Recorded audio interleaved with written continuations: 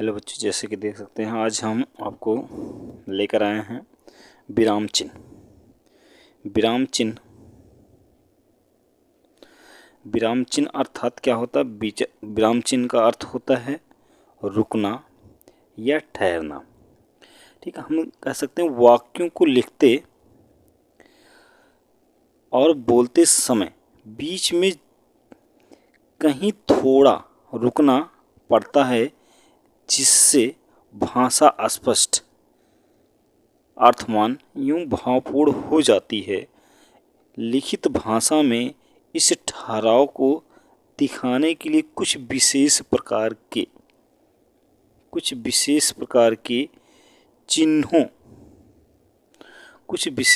के चिन्हों का प्रयोग करते हैं। इन्हें ही विराम चिन्ह कहते हैं।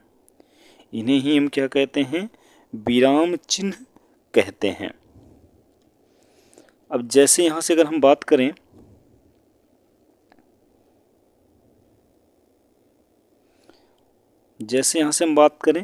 जैसे ताजमहल किसने बनवाया, तो जैसे यहाँ से ताजमहल किसने बनवाया, यहाँ हम क्या कर दिए? क्वेश्चन मार्क लगा दिए।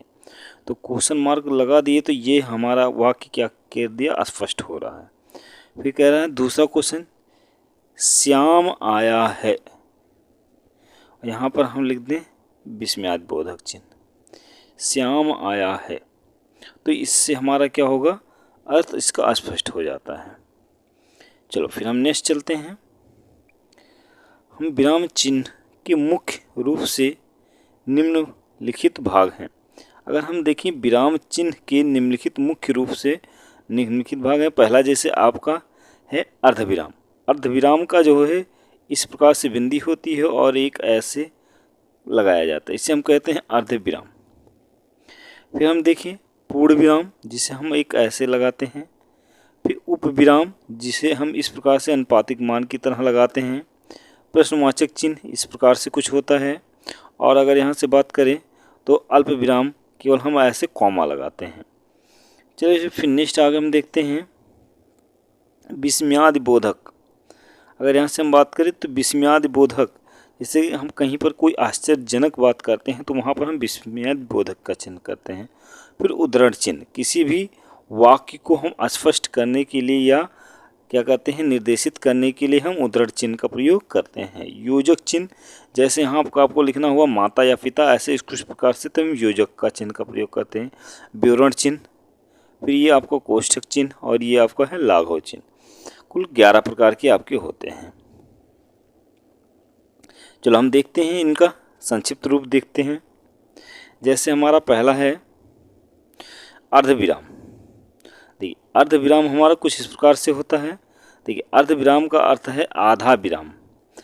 जहाँ पूर्ण विराम की अपेक्षा कम देर तक रुकना पड़े, वहाँ पर क्या होता है? अर्धविराम का प्रयोग किया जाता है। फिर नेक्स्ट हम बात करेंगे पूर्ण विराम। पूर्ण विराम, जहाँ पर एक बात पूरी हो जाए या एक वाक्य समाप्त हो जाए, वहाँ पर हम क्या करते हैं? पूर्ण विराम लगाते हैं। जैसे सीता स्कूल से आ रही है, तो ये एक वाक्य पूरा हो गया तो ये हम लगा दिए पूर्ण विराम। फिर नेक्स्ट हम देखेंगे उपविराम। अब उपविराम, जब किसी कथन को अलग दिखाना हो तो वहाँ पर हम क्या करते हैं? उपविराम का प्रयोग करते हैं। जैसे विज्ञान वरदान या अभिशाप है। अब क्या करते हैं? दो कथनों को अलग दिखाएं। जैसे विज्ञान हम अलग दिखाएं, अब इसको हम दिखाएं कि ये क्या है? वरदान या अभिशाप है। फिर हम नेक्स्ट देखेंगे प्रश्नवाचक चिन्ह। प्रश्नवाचक चिन्ह का उपयोग सवाल पूछने के बाद किया जाता है। जैसे उदाहरण देखेंगे, तुम्हारा नाम क्या है, तो यहाँ पर आपका क्वेश्चन मार्क चिन्ह हो गया और ये आपका नाम पूछा जा रहा है, मतलब क्वेश्चन को। फिर नेक्स्ट हम देखेंगे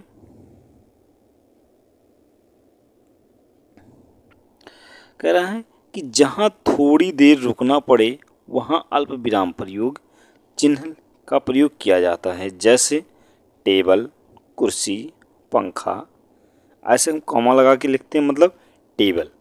अब हम टेबल कहने के बाद फिर थोड़ा समय रुक जाते हैं, फिर कहते हैं कुर्सी, फिर लिखते हैं पंखा।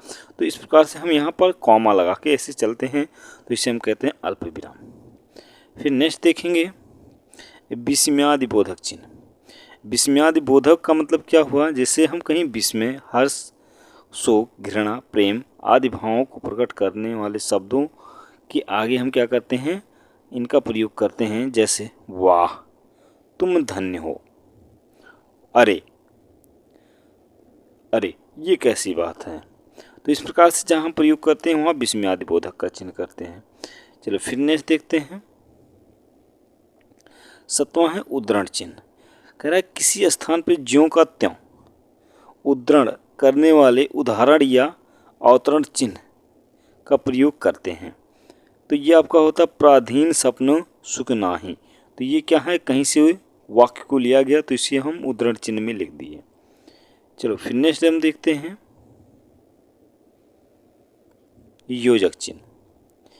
योजक चिन्ह का हम प्रयोग कहाँ करते हैं, योजक चिन्ह का प्रयोग समस्त पदों के मध्य में किया जाता है, जहाँ पर लगभग हम विलोम शब्दों में प्रयोग करते हैं। इससे सुख